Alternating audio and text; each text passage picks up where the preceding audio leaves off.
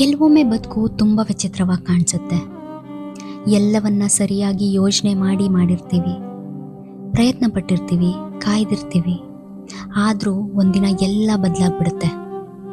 ಊಹಿಸದ ಒಂದು ತಿರುವು ನಮ್ಮನ್ನು ಬೇರೆ ದಾರಿಯಲ್ಲಿ ಕರ್ಕೊಂಡು ಹೋಗ್ಬಿಡುತ್ತೆ. ಆಗ ಮನಸ್ಸಲ್ಲಿ ಬರೋ ಒಂದೇ ಪ್ರಶ್ನೆ ಅಂದರೆ, ನಾನೇನು ತಪ್ಪು ಮಾಡಿದೆ?